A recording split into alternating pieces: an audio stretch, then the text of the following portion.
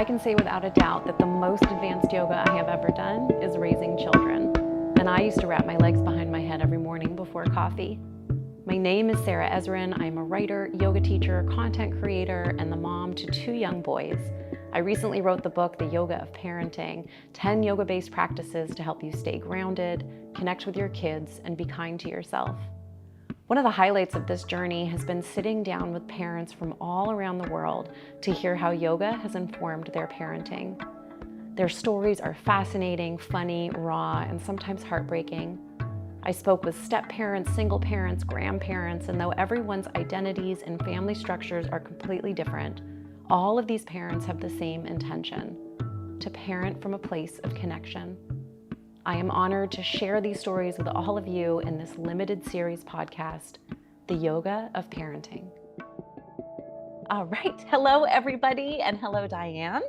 Hey. Dianne Bondy is here today. She is an author, an accessible yoga teacher. She is the leader of Yoga for All. I'm actually really excited because later we'll talk about Yoga for All 2.0, which is a whole new reconfiguring of it, which you'll have to share with us. Absolutely. You are also an author of 2 books, Yoga for Everyone, and co-author of Yoga Where You Are with our dear friend Kat. Kat Hager Bar. And I'm so honored to sit with you. I only, there's only a few parents that I spoke with for the book that I'm also doing for the podcast. And I just want you to know that, I could talk to you for hours and hours and on every modality. And I'm really honored that you have the time to sit down with us today. So thank you so much. Thank you. It was my pleasure. Absolutely my pleasure.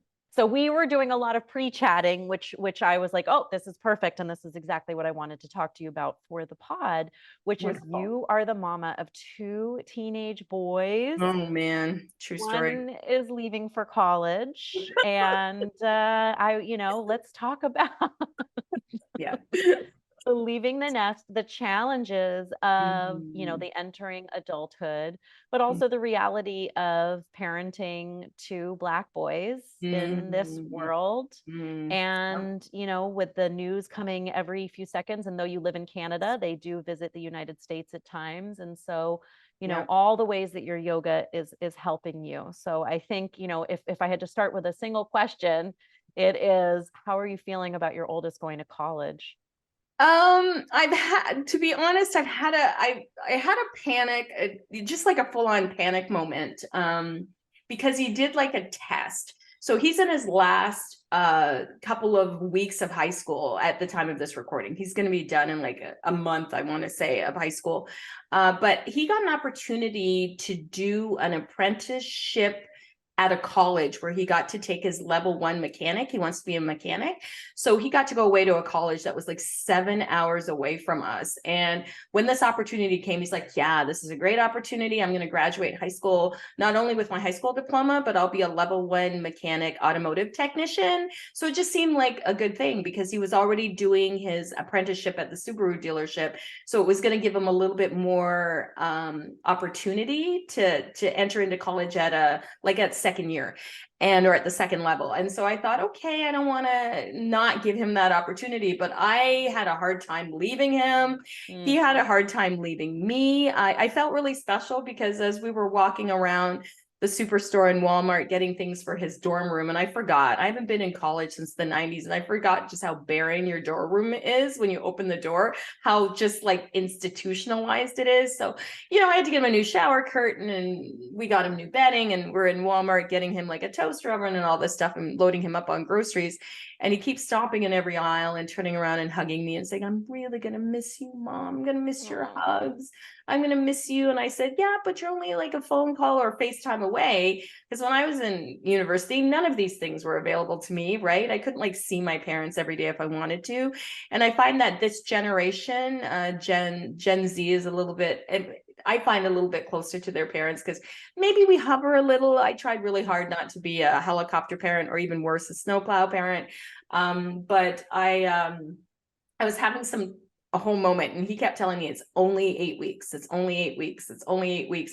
And then when I had to drop him off, he was like, oh my God. I'm like, it's only 8 weeks. It's only 8 weeks. It's only 8 weeks. And so I talked to him every day, and then it got to a point where he didn't need to talk to me every day. And I would just be like, I wonder if Nathan's gonna call me. And every time I would call him, he'd either be like, yeah, mom, I'll call you back. I'm working out. Yeah, mom, I'll call you. I'm at the grocery store.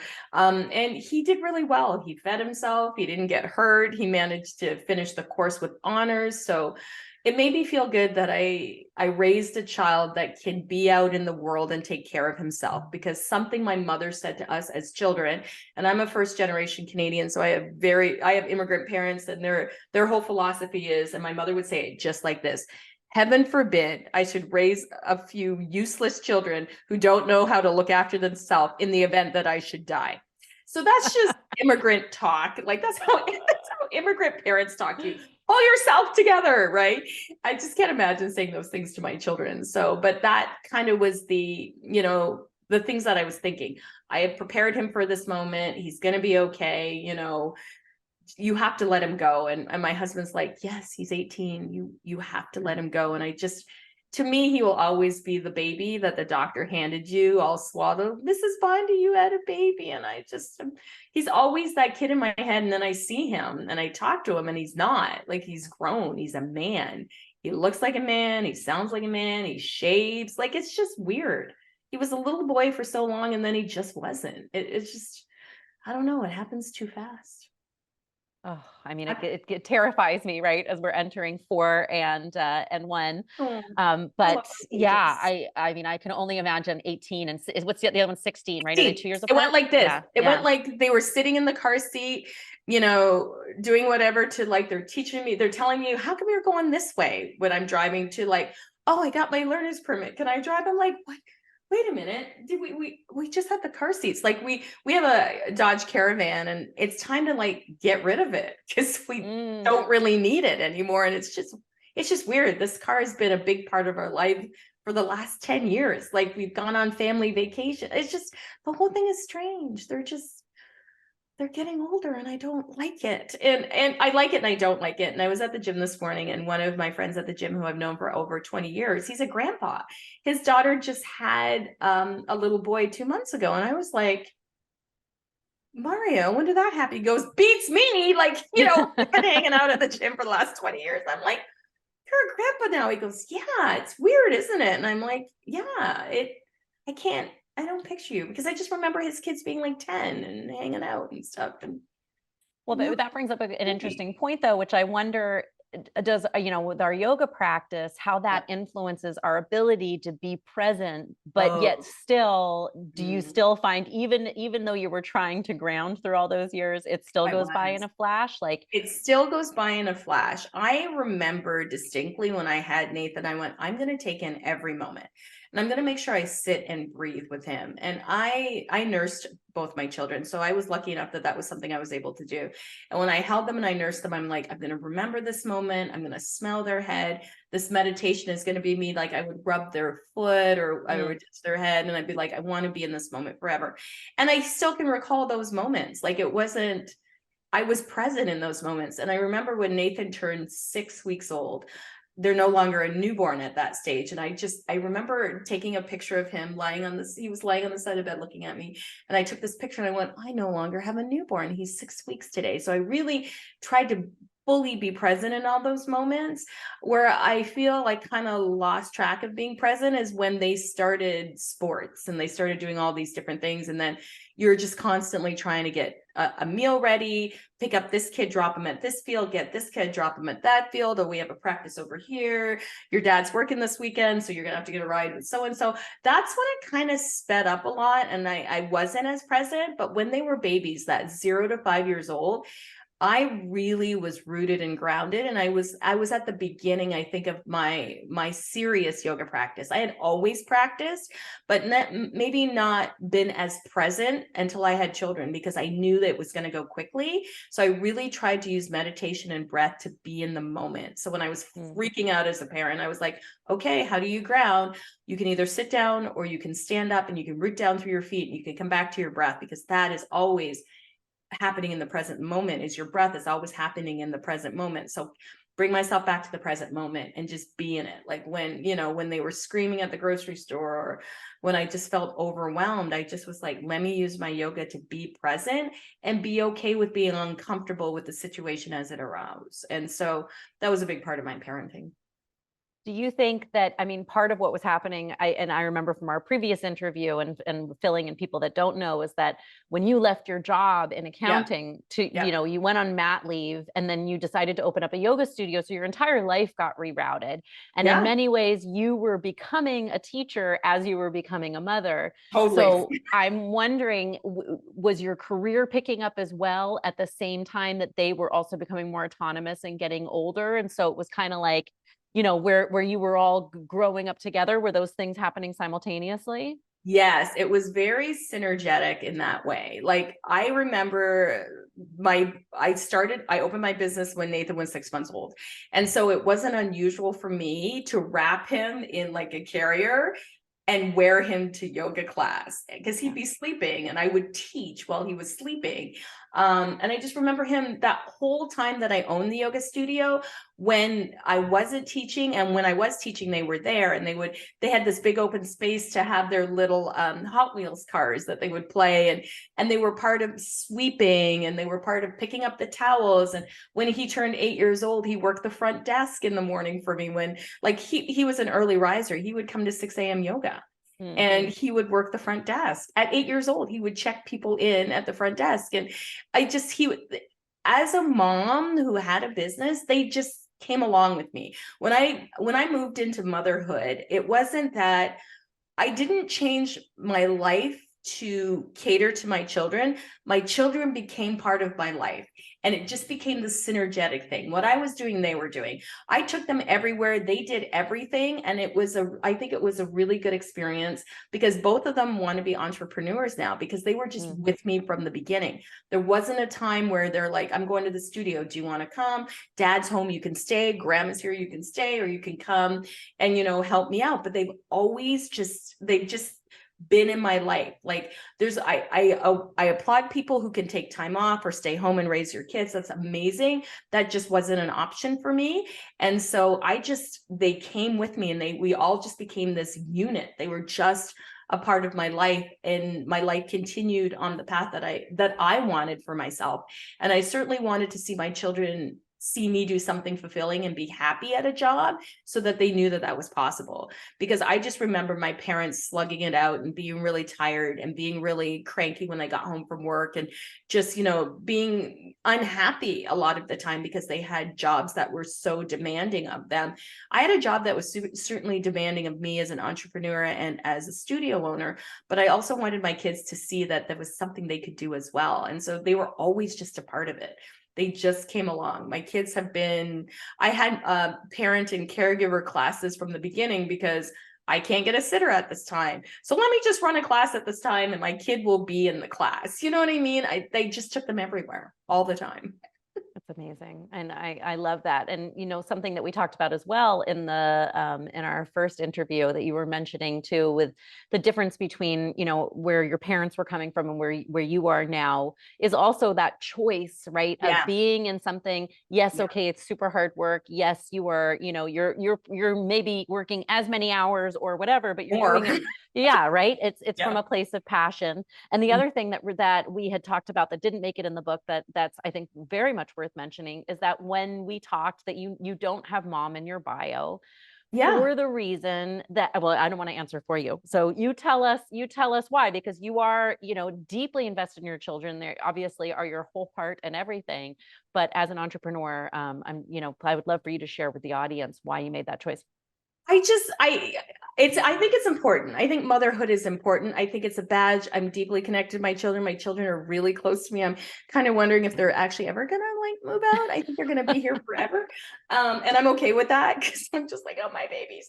But I just think when we look at powerful people and even when we look at men and they mention their bio, they never start with, I'm a father, I'm a husband, whatever, right? They always define themselves as whatever they're doing. And I had this conversation with a lot of my friends. I said, I don't think that needs to be the center. My mother always told me being a mother is fantastic. Do it. It's great. But it's not the only thing that you have to be. You can be all these other things. And if you want to only be that, that's good too. And that was like the dichotomy between my mother and my mother-in-law. My mother-in-law only, she says it to me constantly.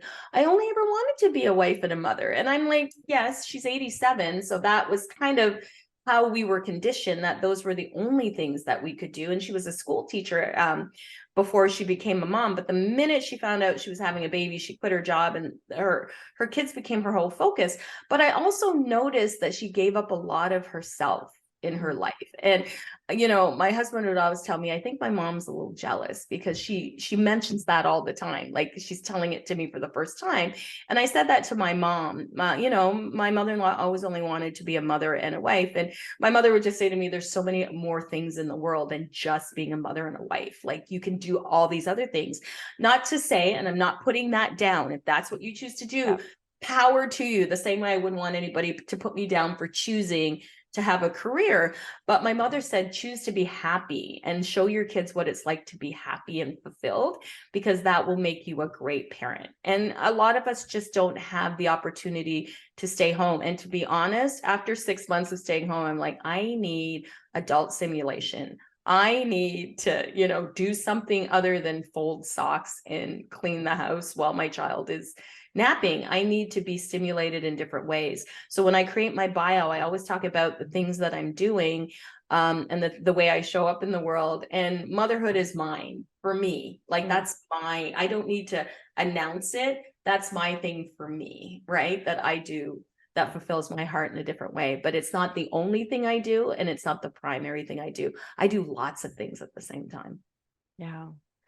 Well, I mean, it's so interesting, and you absolutely do lots of things. I'm like, where do we start? Where do we unpack? But I was just thinking recently, like, just personally, really quick, was 2 days ago, I took my son to daycare, and we've just started putting him in on Mondays, but he's also very close to walking. And when I dropped him off, I just lost it, because I was like, what if he starts walking and then I'm not there? And I'm like, for what? So that I can come home and write more about myself, and because especially in like the glad handing and the marketing of the book, it just feels very like, self, whatever. Yeah. And then yesterday he stayed home all day, and I was like, dude, it's like, really,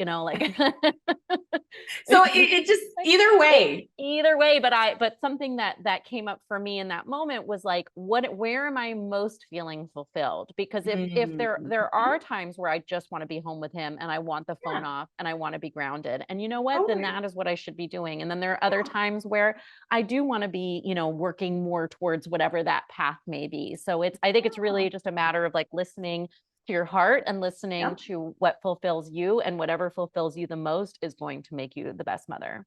Absolutely. And there's all these dudes with a podcast that are telling us that we should, that, a woman who puts herself first is a terrible woman and all that.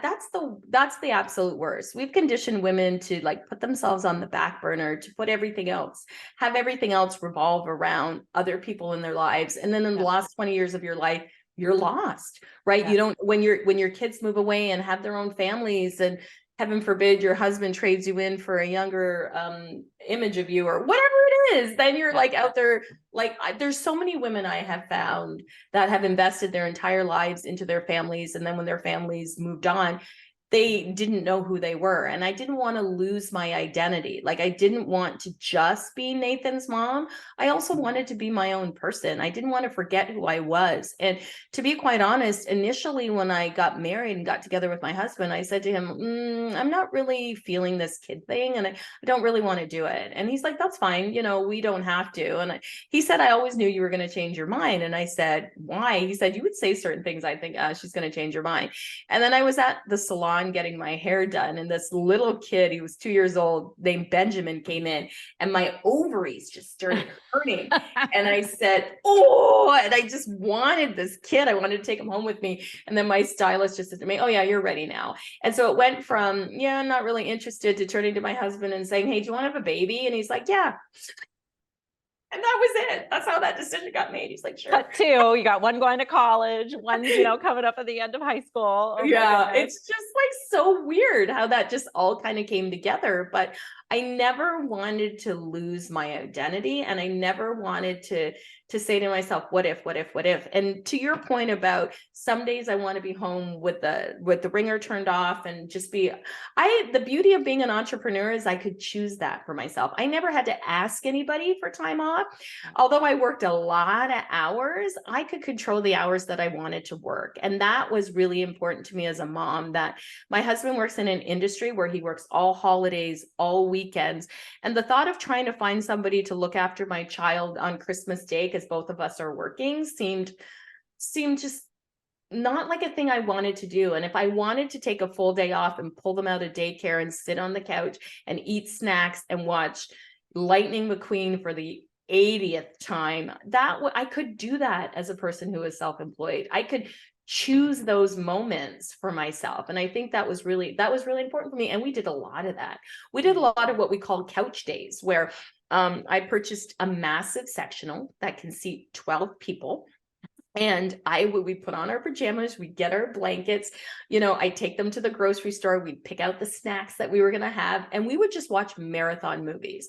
And we did that well up until like last year. Like, they still get on the couch in our pajamas and we'll watch like the whole Hunger Games trilogy. Or during the pandemic, we started at the very first Marvel Cinematic Universe and we watched all of them, gosh. right? Like, and the beauty of it is we've always had that relationship. So when the pandemic happened and we were sheltered in place for months at a time, we got along as a family because we always did those things. We always hung out. We had fun family Fridays. My husband was off on Fridays and I would sometimes pull my kids out of school and we go to a provincial park, or we would, we drive to Toronto and see my mom, or I pulled them out of school often. Like if we were going away somewhere, I would say to my teachers, this is a great learning experience being on an airplane and all that. And because my husband is techie, he would take the camera and film the kids and they would put together a video and they would show it at school.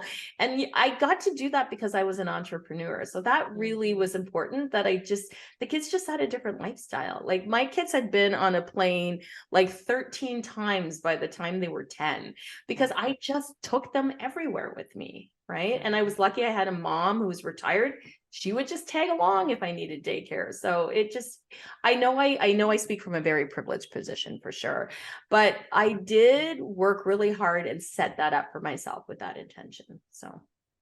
Did they ever start to resent how hard of a worker you were when they started to get older, and that maybe it was starting to splinter time from the family? Or were they always just a part of it? It was always like they were always involved. So instead of, you just came back from a big festival circuit, they would always be invited. So they were just, okay. The only time I noticed that something was going on was with my youngest. So back in 2018, I got invited to do a retreat in Australia. Australia from here is 24 hours. Is a 24-hour trip. It's a 17-hour flight, but first I have to get to Vancouver or I have to get to LA. So that's a 4-hour flight. Then it's a 17-hour flight. So it took me that long. And because I was going to be gone that amount of time, like that amount of travel time, I decided to go for a month and do 2 retreats back to back and then take some time in the middle. And I couldn't pull them out of school at that point and take them along. So it didn't work out. So that was the only time that I noticed my youngest son would call me and he'd be crying. And at first he'd be hiding that he was crying. And then I'd be listening really carefully. And I'd be like, Dylan, are you crying? He's like, you are going to be gone for a month, because I'd only ever be gone for like 3 days. Or if I were going, I would just take them, or they would get to hang out, or we'd set it up so that they would have fun things to do so they wouldn't notice I was gone if I couldn't take them with me. So I would call up their friends and set up play dates. Can Dylan be at your house this day? Can he do a sleepover this day? So I really set it up so they wouldn't notice I was gone, but I would always film myself coming into the house because they would meet me at the door, jumping up and down to tell me what a fantastic time they had. And because we have this technology, I could always FaceTime with them. So, a couple of times Nathan would say to me, it's better if you don't call me when you're away, because out of sight is out of mind. It would make me miss you more when you would call. So I did have some moments like that when I didn't take it with me, but that happened around the time that I went to Australia. And so I said to them, I would never do a month trip without them again. So I haven't. That was the last time. Dylan took it really hard. I didn't realize how hard he was taking it. And he would call me all the time. And because Australia is 18 hours ahead of me, I would be getting phone calls at all kinds of times. And I would just tell him, you could call me anytime. And by the third week, out of sight is out of mind. And I got less and less calls. And then when I came back, whenever I would come back, we would do a family trip. So I would pull them out of school and we'd go do something for a weekend. Even if it were to just rent an Airbnb, I live on Lake Erie. Even if we were to rent an Airbnb 2 towns over on the lake and just hang out in Lake Erie and stand up paddleboard and swim in Lake Erie, which is not recommended, but that's the body of water. So, I would always try to make sure that I took extra time with them if I was going to be away for any significant amount of time. But I usually would always plan my trips like on a weekend and make sure that I'd be home on the Monday and make sure that I would set aside particular family time, or I would call it preloading, do a lot of one-on-one stuff with them prior to leaving. So they were pretty much sick of me and would want me to go. A little Jedi mind trick, a little. Oh my God, when are you leaving? Are you still here? Well, that's what I was going to ask, is like, did it start to shift as they've gotten older, where it's like, they're like, okay, goodbye, mom. Totally. Or like happily will stay home by themselves while you go and you travel and you do all your things. I'm going to California for the Lightning in the Bottle festival. So by the time you hear this podcast, I will have already gone and been back. But that's happening my husband's birthday weekend. And it's not a big birthday. He's turning 55. So it's kind of, I don't know, a significant birthday. I said, you're now like a senior and you can get your senior discount because here it starts at 55. And he's like, thanks. But anyway, so we're leaving them home alone for the first time. Okay. Nathan is 18, Dylan is 16. I can't see getting grandma to come up. Like, I just don't see it.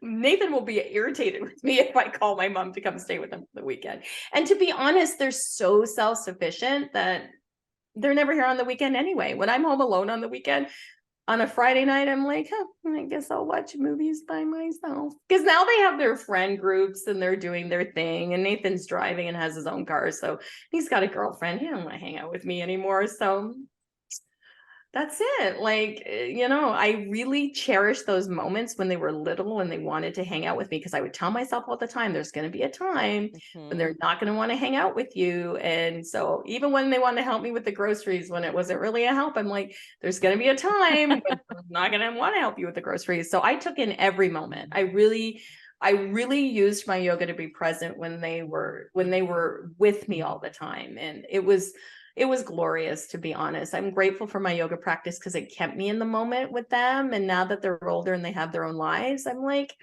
that's okay. That's what I want. I want them to go out in the world and be independent adults. And this is part of it. I remember kind of resenting my mother at 16, to be honest, because she would try to have a curfew. And I try to really be flexible with my kids. I told them when they were preteens, I said, I'm going to be lenient with you until you give me a reason not to be. So don't give me a reason not to be. Like, I'm going to trust you until you give me a reason not to. And they have been stellar. Is your husband just totally on board too? Is he, so you guys are aligned with that? It's not like one of you wants to be strict and the other one is looser? No, we were pretty strict when they were coming up about their friendship groups and what they were doing. And we gave them a lot of opportunity to be autonomous and self-governing, to see what they would do. And I always believed in that. If I taught them the tools to govern themselves, to manage their emotions, to make the right choices, that's all I can do. Because at some point I'm not going to be around and they're going to have to make a choice when I'm not there. And I want them to feel fully connected. And my kids have been doing yoga since birth. So they have literally since birth. And they used to teach it at their primary school. Like, they would teach little yoga flows. I had Nathan memorize the primary series for Ashtanga, and he would just stand and run me through it. He would just say it. He would just say it. And I mean, he just like repeat it, like he'd lay down and repeat it. And I just wanted to make sure that they had some kind of connection to themselves and they felt strong enough that they could make their own decisions. And yeah, so we were kind of strict in that way. I wanted them to really be embodied with their own self-awareness. And then I didn't have to be strict because they knew what right from wrong. So, and really used I took away privileges. And so they knew that if they did something they weren't going to be able to do the things that they wanted to do. So it's really been, I'm just watching my sons are out in the driveway playing basketball, but they really, they any good parenting that I did with my kids was completely directed by them. Can you tell us more about what you mean by that? I took their lead. You know what I mean? If one time I got mad at my son for God knows what, probably not cleaning up after himself, which is still an issue. That kind of stuff. I'm like, okay, the kitchen is closed for the night. If you are making yourself any other meals, I don't want to come in here in the morning and it be like whatever, right? But I would follow their lead. Like if they needed more space, I would step back. If they needed me to intervene, I would always ask them what they needed from me. And I would do my best to listen, even though I was like angry with whatever was going on in the moment. Whereas where I was raised, my parents were like on me and hovering me and telling me what their expectations were and telling me when they were disappointed and, not letting me go to my room when I was tired or like I have immigrant parents. They just had a different philosophy of raising kids. And I wanted my kids to be able to express themselves, tell me what they need, tell me when listen. That was the thing. I didn't feel listened to as a kid. And I also learned from them that they're human beings. They have bad days. I don't know about you, but when I was growing up, you weren't allowed to be sad. You weren't allowed to have bad days. You couldn't walk around mopey. You always got in trouble. What's wrong with you? Go outside, blah, blah, blah. But I really wanted to honor them as human beings. So I took their lead around what they needed and I communicated all the time because nobody likes to be talked at. I want to be talked to. And I wanted to make sure that I did that from the beginning. When my son was born, like I said, I took him everywhere. And so I'd wear him in the grocery store and he'd be like, I don't know, 2 months old, 3 months old. I'd be like, Apple? And people be like, he's whatever. And I said, well, you never know. At some point he's going to know what I'm talking about. And so then when he was like 15 months old and he was sitting in the cart and he'd be like, red, blue, exit. People be like, your child's a genius. I'm like, nah, I just have been talking to him since birth like he was just a regular person. No baby talk. I just talked to him. If I was reading something, I would just read it. And so they were always really easygoing, self-sufficient, good kids. Like I got really blessed. Well, it's wonderful. And I, it's funny because we did our interview, I think it's been 2 years now. And I remember some of those stories and I think about them when I'm parenting my own toddlers. And I love the idea of the long leash and the, really laying the foundation early, giving them responsibilities. Very early. Obviously you trust them implicitly and you've set up, such wonderful foundations, but there's so much that's out of our hands as kids get older. And you just mentioned one of them has a car now. And, we were talking about traveling and, it's exactly going away. So how is your yoga practice coming into this new phase of, obviously you've got this deeply embedded trust with them, but the faith in the greater world, if there is, and what that's been like for you? I'm not gonna lie, I'm a little bit on the struggle bus with this. Nathan is 18, has his own car. We got him his own car because he wanted something to practice on and I didn't want him practicing on my car. And quite frankly, I didn't like sharing my car with him. So, because I was always stranded somewhere because he forgot about me. But it's been very stressful, especially with the current climate of the world, watching, the death of George Floyd in 2020, watching mass shootings happening every week in the United States. I feel a little bit sheltered here in Canada. I don't have the same worries about, mass shooting. I do have the same worries about my kids being targeted by the police because we have the same problem here. And that just stems from the history of policing in general. I've had to ground myself a lot. So I shared a story that last week, Nathan decided, him and his girlfriend decided they needed some special cookie from some store in Detroit. And I'm like, get cookies in Canada, but nope, they had to go to Detroit.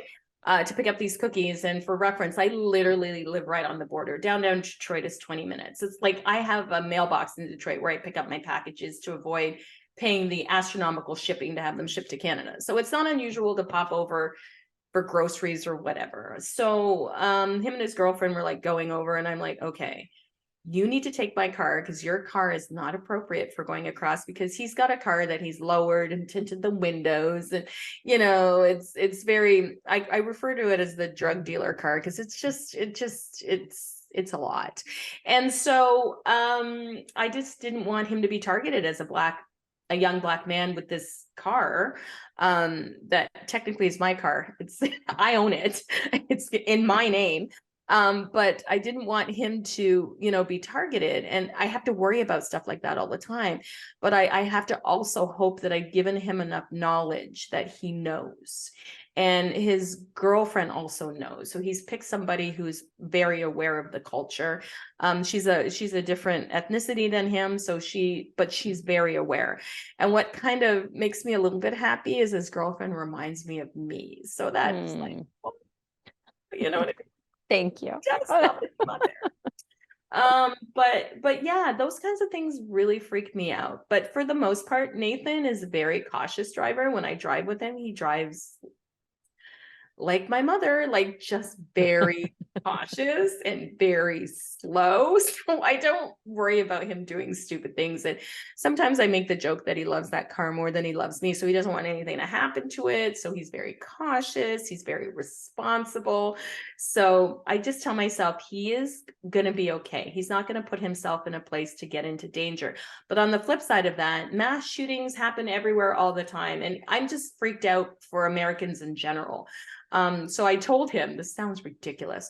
I told him, be aware of your surroundings. So that's another thing with our yoga practice, is being aware of what's going on around you, being present in the moment. Make sure you're paying attention to what's going on. So I've been instilling those values into him around, coming from a place of non-harming people, coming from a place of paying attention, coming from a place of helping people out if they're struggling. That's part of our practice, is to be in service to the greater humanity. So I've been really instilling that in him. But when he's away, and I also say, have an escape plan. Any place you are in, where can you hide? And don't be a hero. Like, I don't need you running after a gunman. Like, hide, help other people hide, but don't put yourself in harm's way. But do your best to be in service of others in the moment. Oof, I mean, just the fact, like, these conversations, like, it's from those little boys teaching them about apples.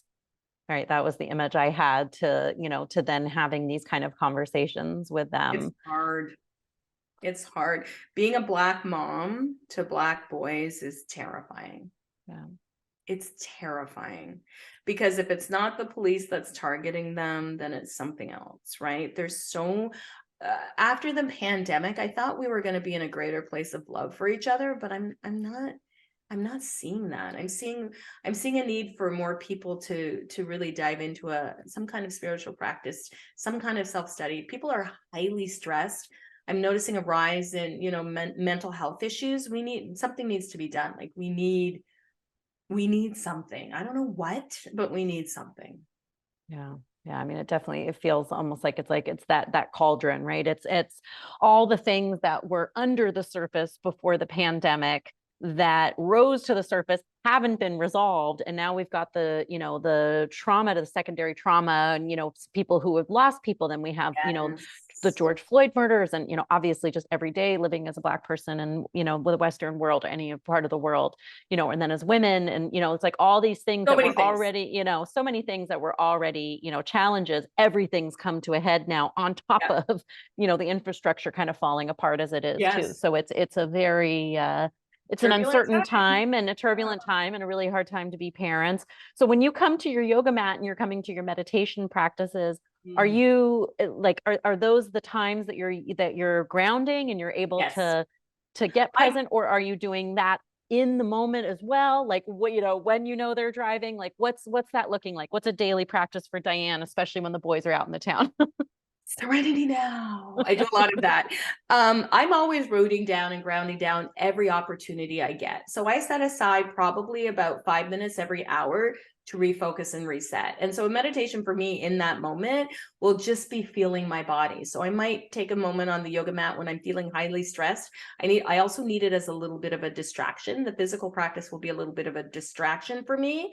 And then the meditative practice is me sending love and sending safety to them. So I picture them moving through the world without incident, moving through the world. And then that helps to calm me. I feel like I'm sending this energy out to them so that things will not harm them. And I do really believe that. And, you know, as a Black person, as a Caribbean Black person, we spend a lot of time talking to our ancestors. So in meditation, I'm talking to that higher purpose, that higher self, that higher being.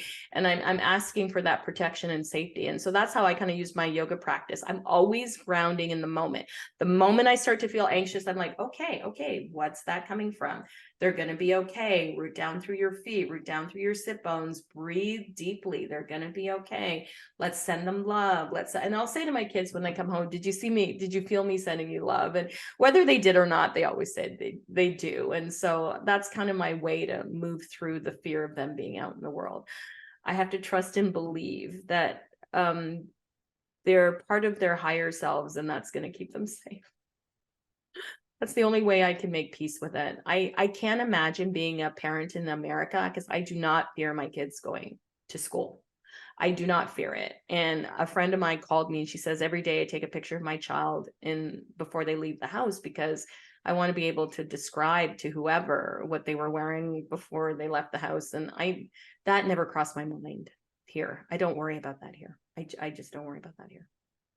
I mean, it's horrifying. And obviously, thankfully, we're in preschool right now, but we will be there, soon enough. But, I mean, it's like something I was saying to you before, too, is like, in many ways, there's no guarantee ever for anything, right? So like every time that someone is leaving the house is, you're putting them into the unknown. Every time someone is stepping out, taking a breath in front of you, right? Like, so, it really is just more of an invitation to use our practice and to really absolutely ground in the moment. And tell yourself everything is going to be okay. My husband's like, everything's gonna be fine.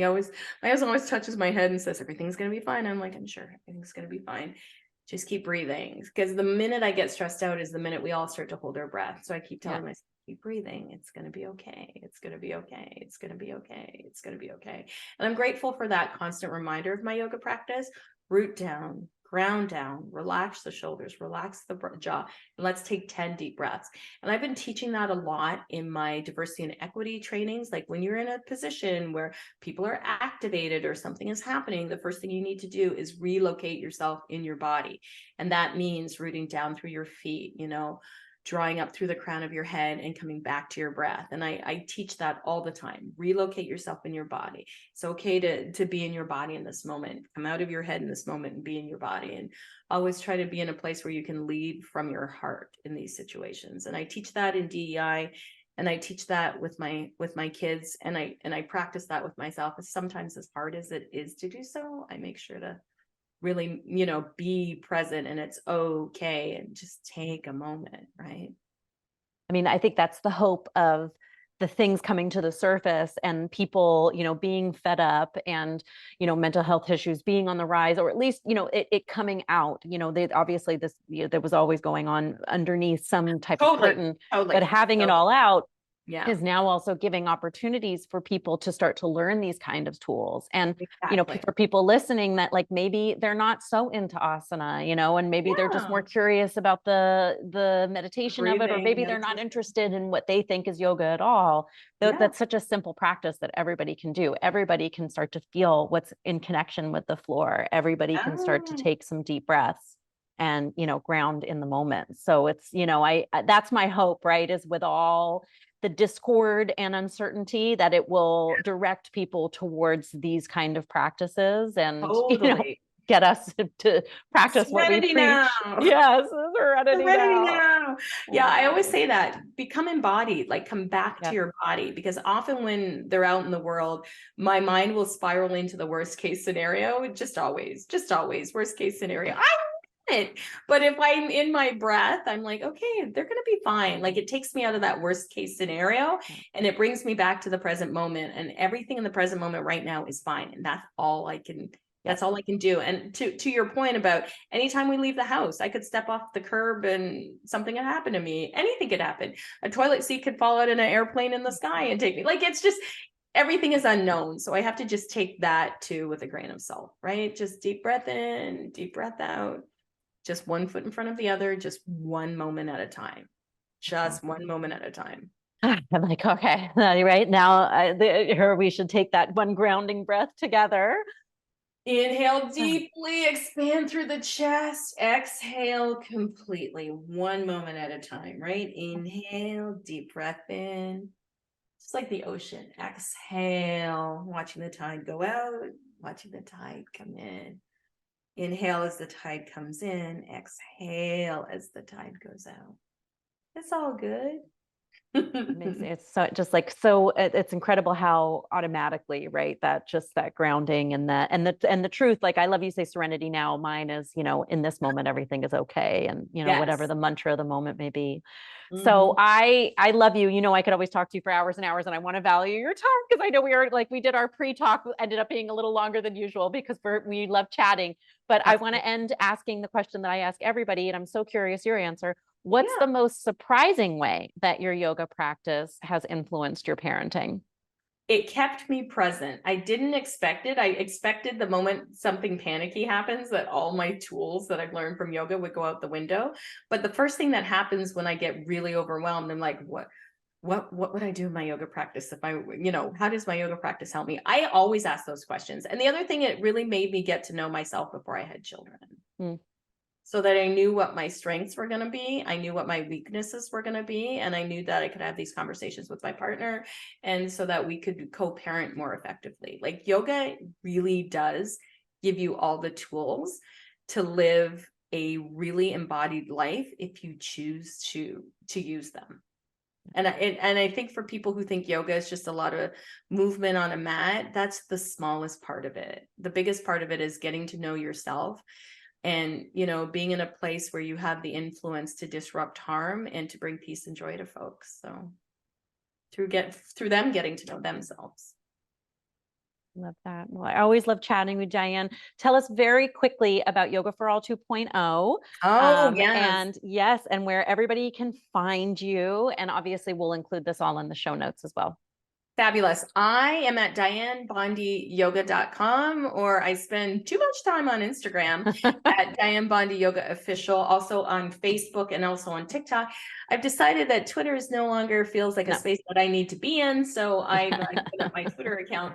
And Yoga for All 2.0 is coming out September 21st. We're launching. I'm in the process of creating so much content for that. So during the pandemic, like everybody else, I was like, what can I do with my time? So I took a lot of movement classes. I became a certified spin instructor. I became a Pilates teacher. I did all this stuff. So I'm really talking about movement and longevity, movement for stress reduction, as well as adapting asana practices and all kinds of movement practices to all kinds of bodies.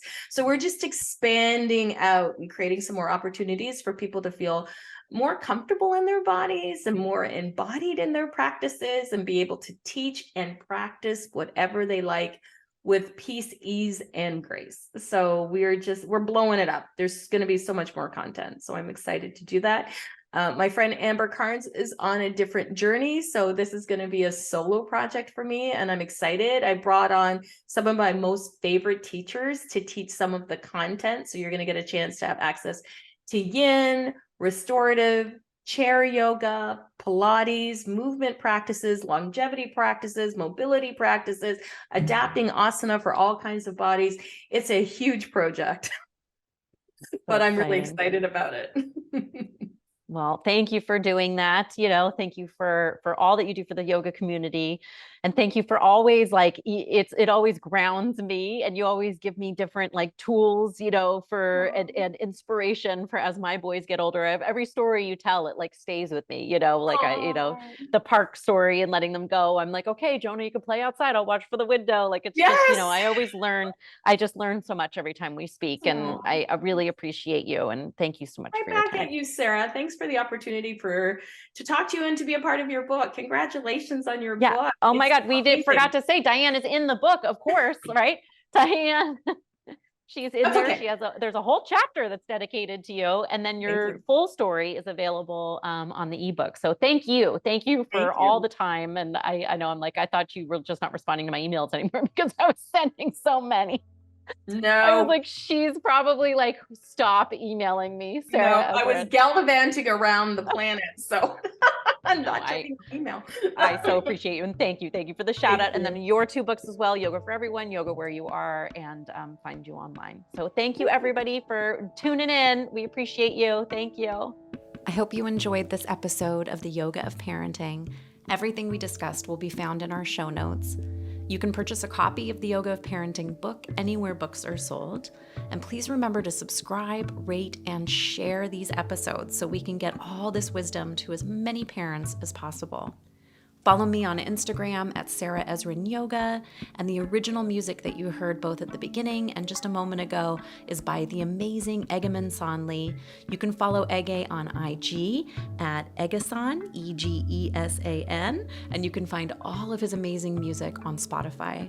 Big thanks to Kyle Rebar for being the best producer that there ever was, and big thanks to all of you for listening.